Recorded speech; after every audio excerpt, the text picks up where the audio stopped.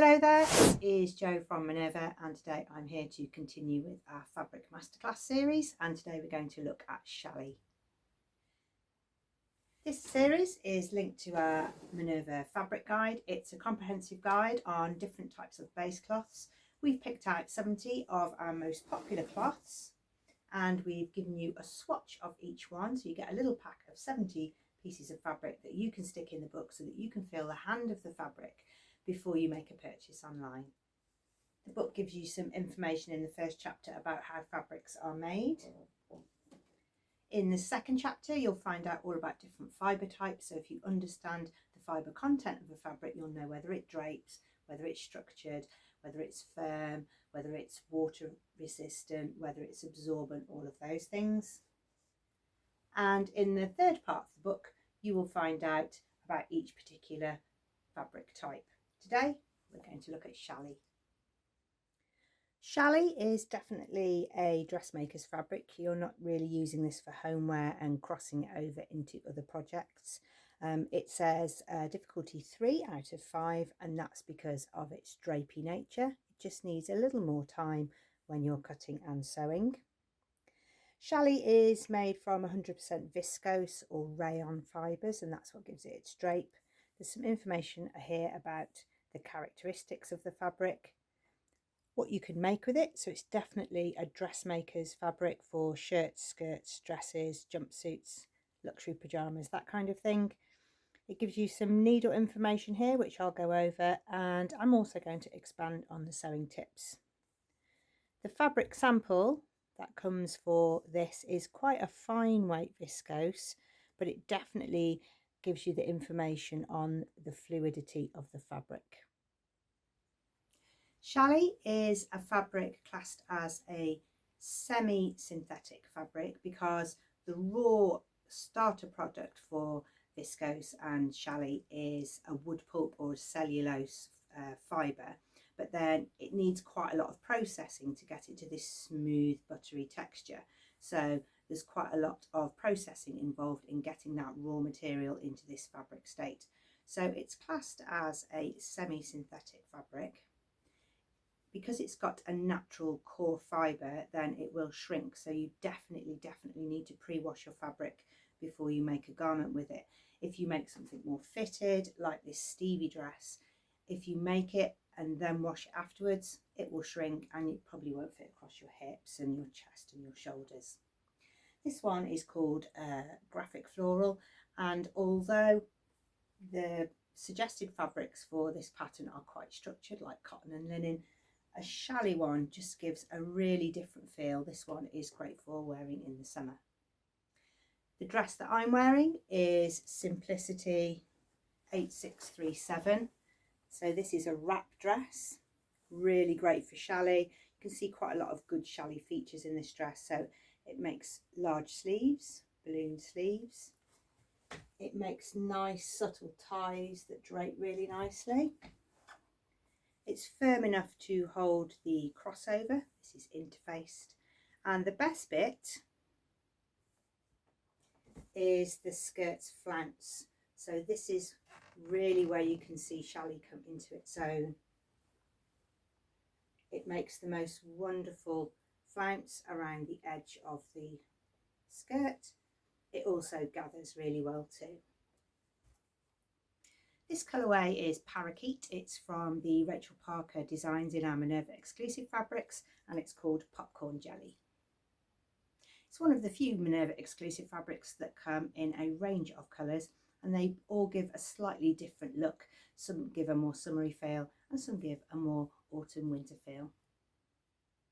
There is absolutely tons of inspiration for Minerva exclusive viscose over on our website. So if you search up that fabric, either using the fabric search or you can use the hashtag Minerva exclusive viscose challis, and that will bring up all the patterns that people have been making with this fabric. There really is lots and lots of inspiration. Let's take a look at a few. Challis can be used for details or for more simple tops and shirts. So in the first one, this is the Marni blouse, and that little slight lustre on the fabric has really picked out the pin tucks.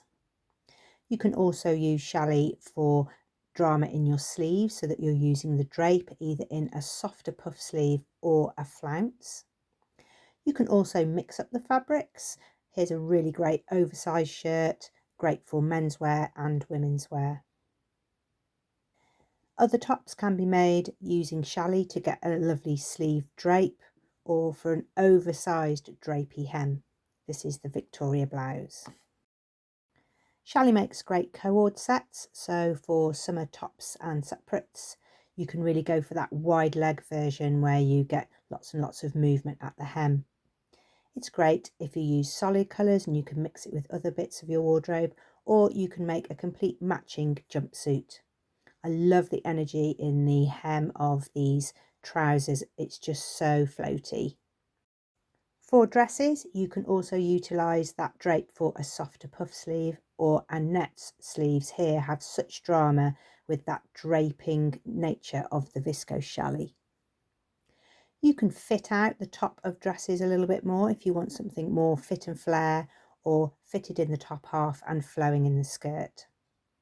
Challis is great for caftans, loungewear, evening wear. Here it's been used as a lining for a lace on top, so you get a really soft wedding dress that's comfortable to wear. You can see in that Maker's Gallery that people have really utilised the drape of the fabric, and it's a fabric that some beginners don't feel sure about because they hear that it's slippy, and I don't really like the word slippy for it because it doesn't have a shiny surface. It has a very matte finish, so it's very fluid and it's very drapey, but I don't think it's slippy when you're trying to put seams together. So if you're putting right side to right side, it's not slipping around, it's just moving around, so you'll need to pin a lot more. You do get a little bit of fraying, so I'll also show you how to finish the edges. This one is called Buoyant Strokes. It's got a real brush stroke finish, really vibrant colours. And today I'm not going to make a full dress, I just want to show you a few techniques. So I'm going to make the Florence top from the Merchant & Mills Florence dress pattern. I've chosen this pattern because it has a gathered peplum, so we can have a look at some of that gathering. We've taken a look at the flounce on this skirt, but if you have a look at gathering, you'll see that you can get really beautiful gathers on here. That's what we're going to sew up today. I'm going to try and shoehorn in as many different techniques as I can think of, or things that pop up while I'm making my blouse. As ever, you won't see the blouse as a sew along. You will see little bits of me making it so that I can pull out the little techniques for you. We'll take a look at the blouse at the end. When you pre-wash your fabric, it's important to pre-wash it how you will be washing the final item. So don't just give it a sort of celebratory wash just to say that you've done it. You need to wash it how you normally wash your clothes every week. If you tumble dry something, you need to do that to it too, or dry it in the way that you normally dry it. So you've really fixed the fabric in its final state before you cut out. Let's have a think about cutting it out, because if you've heard that it's slippery, or in my case I like to describe it as fluid, then you might want to think, how am I going to cut this stuff? So let's head over to the cutting table and we'll take a look at a few tips. If you've had your fabric posted to you, then you might find that you have some deep creases in it, so it's really important to press all of that out, because if you try and cut your pattern pieces on a piece of fabric that's really creased, you'll get really inaccurate pieces that won't fit together in your project. I've got my fabric folded right side to right side so that I can do any markings on the wrong side, and I'm taking note that this cross grain of the fabric has a little bit of give, so I would have pattern pieces with this running across my body, and the straight grain is firmer, so that would run from head to toe. When putting the pattern pieces onto your fabric, because it does move around a little bit, use plenty of pins, more than you normally would. If you normally just pin the corners, you might find everything still shifts around a little bit more, so add some extra pins.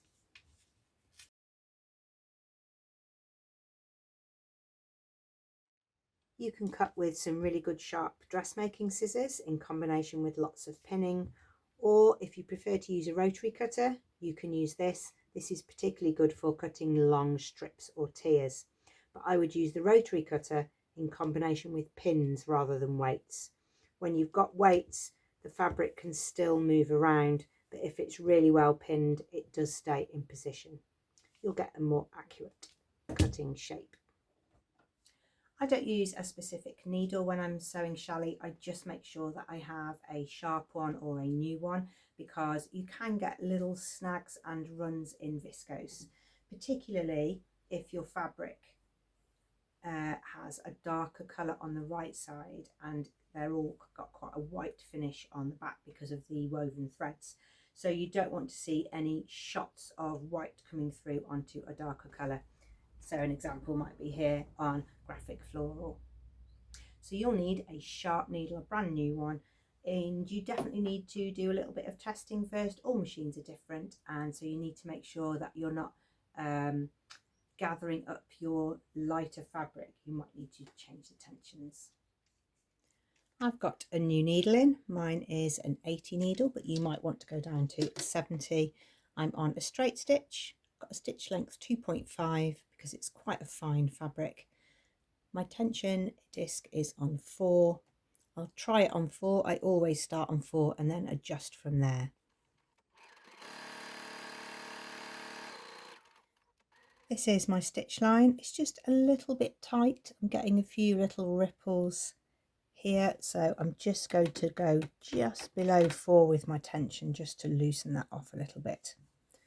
When you peel the seam open, you shouldn't be able to see the stitches, and you just need to be a little bit careful about your back tack at the end. So you can see this one is a little bit chewed up, and on this end where I started, I didn't start right on the very end. I just came in like 1 or 2 stitches to stop the fabric from puckering at the end.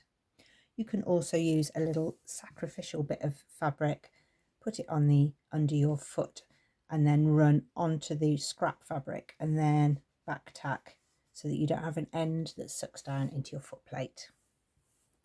So that's how to sew the seam line. Let's take a look at finishing. You can finish with pinking shears. This won't be really long lasting, but it's fine if you've got just a shoulder seam, somewhere that's not going to have a great big length of fluid fabric that's moving around. You can zigzag the edges.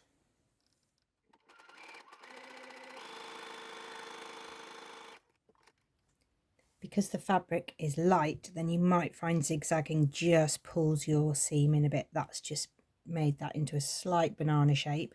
What I like to do when I'm using viscose is zigzag the 2 seams together and then press the seam to one side. Zigzagging them together just gives that seam more stability. It doesn't rip it out of shape.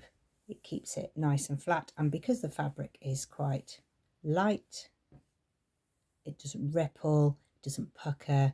2 layers makes a really neat seam.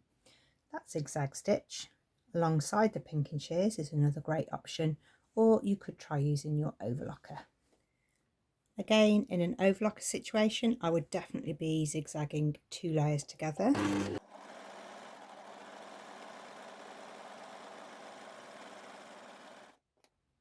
So that I could then press them to one side, and it just has a little bit more strength. If you are overlocking a single layer for any reason, because you're using it on a hem and it's doing this, gathering up all of your fabric, then you need to change the diff feed. Take your diff feed lower for your lighter, drapier fabric.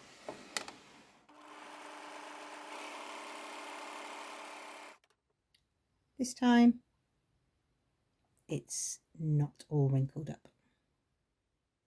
We'll be needing to stabilise such a fluid fabric, so let's take a look at some ways that we can keep our seams looking really neat, or we can stiffen and stabilise. Because of Challis' movement and fluidity, then you need to make sure that nothing stretches out. So if you've got a wrap dress like I'm wearing at the moment, you'll have needed to stay stitch those front edges that cross over, and on my Florence top I'm going to stay stitch around the neckline. Stay stitching will stop this weave here that's cut on the bias from stretching out, and you don't want to be hanging and moving your fabric around a lot. You really need to be making sure that it stays in the position and in the shape that you cut it in.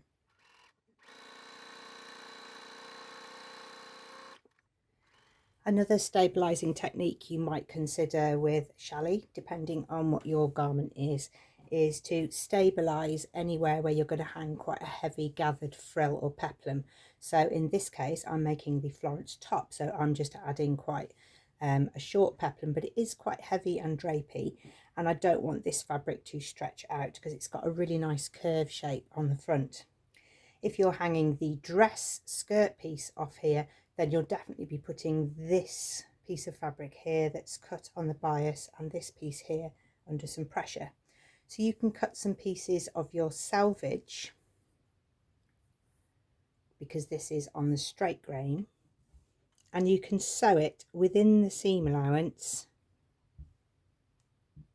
around the edge of your hem.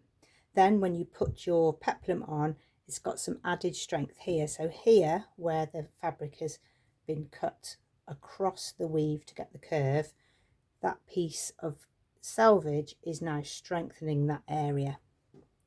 I've cut my selvage in half, so I've got 2 strips. Essentially what you're making is a stay tape. You can use bought stay tape, but I quite like using these up. The advantage of using this selvage instead of stay tape is, again, it means the fabric can still be fluid, but it's really secure and stabilized, but without adding bulk. When interfacing challis, you need to use a super light interfacing. I'll list one in the products below. If you over stiffen it, you'll lose that lovely hand and nature of the fabric. You want it to still be drapey, but you might want it just to have an extra layer of stability, especially if you're making something like the Lyra dress and you've got collars. Then you'll want your collars to match the same weight as the rest of the drape of your dress, but you'll need them to be stiff enough to hold their shape. A good tip if you're stabilizing woven fabrics for collars, for example, is to ensure that your fabric is flat and then block fuse a piece of fabric.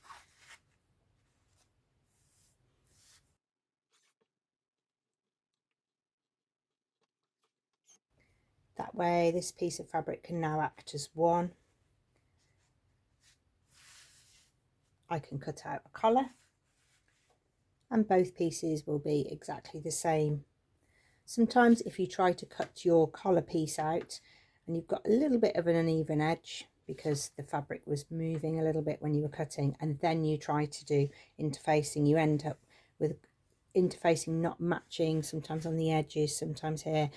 It gets stuck to the bottom of your iron.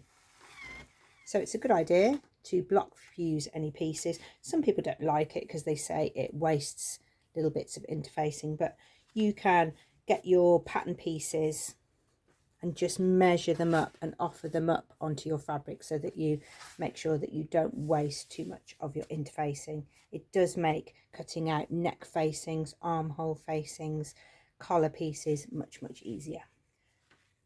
On my blouse today I've got a button down back.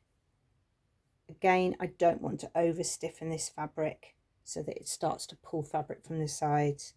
So there is a super light interfacing here. It just adds a stability to that button band that doesn't spoil the rest of the drape of the fabric. If you've not sewn with challis before, then you might want a few tips on how to press it. It does feel different to a woven cotton fabric, so we just need to maybe turn our iron down, and there's a few little things we can do to stop it stretching out of shape. When you're pressing challis, just need to turn it down from cotton so that you're a little bit cooler than that. And it's hard because I'm so tempted to just smooth out the fabric, but you need to press challis. If you drag it, because of its fluidity, you can drag it into a different shape and press it in that shape. So try to get your fabric into position and press without dragging. And it presses like an absolute dream. Seams just melt into the fabric and you can hardly see them. I've overlocked here my 2 seams together. That's helped stabilize that seam as well. Darts are easy to press, but again, you need to be gentle. Either move with the tip of the iron and press with the flat of your iron. You can see that that hasn't sort of stretched that out of shape. And because the fabric moves a lot, you can find yourself pressing in one place and adding creases in another. Here you might find it useful to use a ham so that you are only pressing the bit that you need. A sleeve board is also useful for this too. If you're making a dress or a more complex item, then it's a good idea between making maybe the upper part and the lower part, for example, if you're making a jumpsuit, to hang your work so that the bottom can stretch and move, so you give it some hanging time. And also, if you just keep putting the piece that you've worked on and you've got all this how you want it in a little pile on the side, it will keep creasing up. So I'm going to hang the top. I'm not going to pretend it's easy because it isn't, but you can make bias binding with your viscose challis. It is really fluid, and of course you're also working with the fluidity of the fabric alongside the mechanical stretch of cutting it on the bias. So it's probably easier to use a little binding tool just to guide your fabric, because it's hard to hold the fabric and iron and keep all of the seam allowances correct. It can be done, you just need a little bit of patience. But don't be put off if something does have a binding, because you can always switch it out for a poly cotton ready-made bias binding, because it'll probably be on the inside anyway. You can use your challis scraps to make binding, so you can have a good old session and make lots and lots of different colours. This one is one of the Rose Relations pieces, and I just thought, well, that's pretty colourful. I can put it on the inside of anything. When you're working with challis, you need to be quite delicate, but I would recommend that you use plenty of pins, because it's not slippy. Like I said before, it's movable. So if you only pin intermittently, then you'll get discrepancies in your seam where one slips out and it won't be accurate. So put plenty of pins in. You can use pins horizontal, you can use them vertically, you can use a combination depending on which part of your pattern you're on. That's all personal preference. I don't really like to use clips with viscose because they weigh it down and they take it into positions that I don't want it to be in under the machine. So when I put a clip on, it's flopping everything to and weighing it down to that one side. So for me, lots of pins is key. Just a few tips on unpicking. I like to use a pair of tweezers to remove my tacking. So I'm going to break the tacking stitch every couple of stitches, because I don't want to pull big long strands of the tacking and snag the fabric. Nobody's perfect, and I've just noticed here that you can see my line of stay stitching, so I need to take that out. And because the stay stitching wasn't a long stitch, it is quite small. So from the right side, I'm going to break every kind of 6 or 7 stitches with the unpicker without catching the fabric, and then again I can use my tweezers to catch the broken thread and pull them out. You wouldn't really want to be seam ripping on viscose or challis because it's quite a delicate drapey fabric, and then you'll rip it. So just keep taking it out a few little stitches at a time. If you're unpicking a seam, then you need on the reverse to take out one stitch and then just take them out 2 or 3 at a time by peeling the seam open. Just really avoid that seam rip. Here I'm adding the peplum and I'm sewing the gathered edge on, but I've caught the fabric here. So in this case, I'm going to peel it open and take them out a couple of stitches at a time until I've released the area.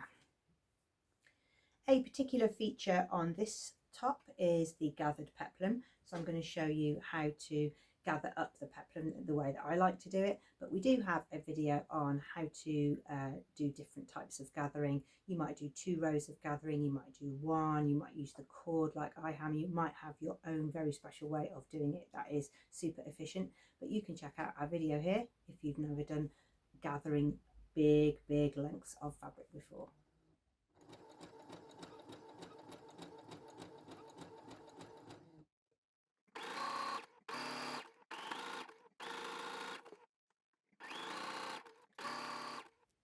So once you've zigzagged over the cord or floss or fishing wire or whatever it is that you use, you can then draw the fabric along the cord. And I really like this method because it feels really secure. I can be really quite firm with this and I'm not worried that I'm going to snap a thread and have to start all over again. I'm going to draw this up so that the circumference of my tier is the same as my top, and I'll also be making sure that I can distribute it evenly so I don't get any bald patches or any overly gathered patches. There's marks on the pattern to show where the centre front is, and of course I've got a side seam for my side seams.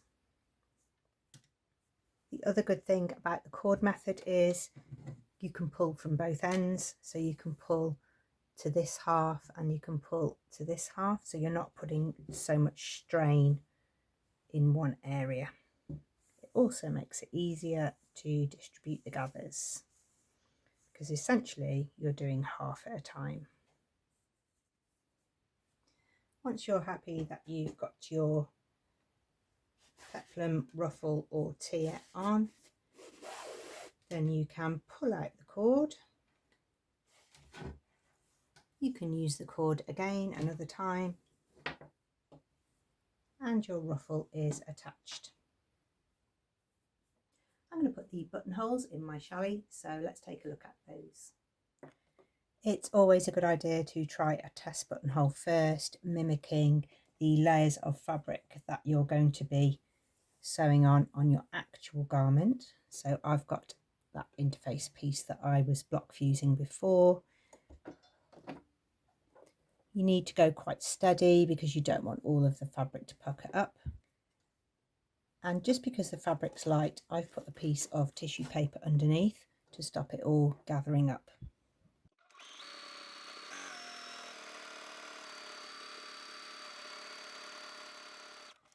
I'm really happy with my buttonhole, and then I can just tear away a piece of tissue on the back, trim off spare threads and cut through my buttonhole. Because the fabric is very light and movable, you definitely need to put your pin markers in the end of your buttonhole before you rip it open.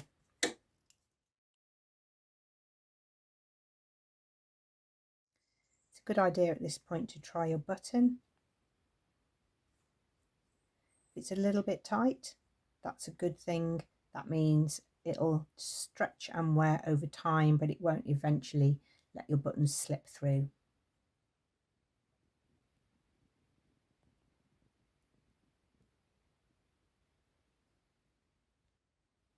There are a few ways that you can hem your challis. It really does depend what the style of the garment is. So for the flounce around the hem of my skirt, I've just got a narrow edge hem.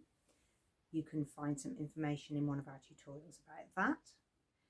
When I've got a really busy fabric like Bubble Light, I made the Wardrobe by Me Freedom dress, and I had a very big gathered tier around the bottom, and I actually used the blind hemming foot on my machine because the fabric was so busy in the print on it that you couldn't even see where the machine was picking up the little nick for the blind hemming stitch, and you can find out how to do that here. If neither of those fits what you're doing, then you can also check out our just general hemming video. There's lots of techniques in here, so that way you'll be able to expand your repertoire and choose the right hemming technique for the pattern that you're making. One of my favourite tips for hemming on sleeves is to press up all of the hem allowances before you put the sleeve into a circle, because once you've sewn up this area, it's then tricky to get the tip of the iron into there and measure it accurately. It's much easier to measure it accurately when it's flat. You can use a hot hammer when it's flat so you can keep that edge straight. And then when you sew the underarm, you just open it out, sew your seam. I've just clipped into those points. I can carry on assembling my blouse, I don't have to worry about that right now, but then at the end I can just flip everything up and it's already all pressed into place. I can top stitch that or hand stitch it, but I really like using that technique. I saw it on a pattern and I've used it ever since. My other hemming tip is I've just gone back in the pattern a little bit. This is my frill before I gathered it and before I attached it to the top. I've done all of my little neat narrow edged hem because it's easier to manage this piece of fabric than it is a skirt hem attached to something else. So I like to hem my frills or tiers before I attach them to my top. It's not so crucial for a top because my peplum isn't too heavy and it doesn't really matter where this hangs at my hip. But if you're making a dress with a gathered waist or lots of tiers, especially if you've got quite a bit of weight hanging from the bodice part, it's a good idea to hang your dress for 24 hours on a hanger or a mannequin, so that anywhere where the fabric is cut on the bias has a little bit of time to hang and stretch out. This is particularly poignant if you've cut something on across the weave, like on my flounce on my wrap dress. I hung that dress for 24 hours and then I had to level the dress at the end. You can see in this video here how to level a hem, but if you've had this issue where when you come to look at it to hem it, you're finding that you hem it and you've done it really accurately and nicely, and then you wear it and then the back and the front and the sides all look different levels, it'll be because you need to hang your fabric overnight. Okay, here is the top finished. I have lengthened the body because this top from the Florence pattern is supposed to be sort of quite cropped, but I just wanted something a little bit longer, and this pattern really does show the characteristics of Challis. You can see those gathers there, a little bit tighter than on the front. So on the front it's a little bit smoother, on the back you get all of the gathers. You can top stitch it to get a really good hem, and also it just presses so nicely. You get such a lovely flat hem. I've got a narrower one here, larger one here, and I use that piece of binding from another fabric, but you don't really notice it on the inside.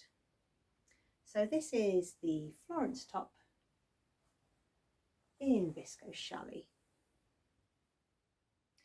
If you would like to have a little bit more inspiration on what you can make with Challis, then do keep your eyes peeled for Vicky's video where she will select some specific patterns that she will match to Challis fabric. I particularly like the Simplicity one that I'm wearing today. I think that's a really great shout, and also the Victoria blouse. This is my Victoria blouse hack. You can find that video under all of our Victoria blouse pattern hack videos. This one is a reverse hack. So it's got the V at the back instead of at the front, and just because I think it's really fun, I've put together some of the floral brights of the Minerva viscose range. They're all the little samples and bits that I had left over, but I really like all of those bright colours working together.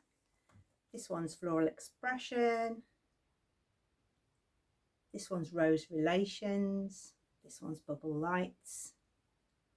Oh, that one might be Garden Greeting. I'll list some of our Challis fabrics below so that you can go and check out some of our fabrics. If you want to find out about some more fabrics, you can check out the Minerva Fabric Guide.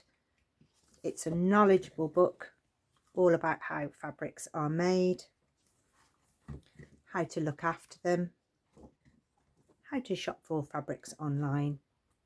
And the second section gives lots of information about fibre types. So in here you'll find all of the vocabulary to do with challis. So there'll be challis, viscose, rayon.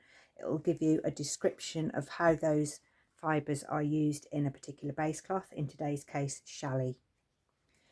The next part of the book shares 70 of our most popular base cloths. You'll get lots of information about how to sew the fabric, and you'll get a sample swatch. There's a swatch for each page in the book.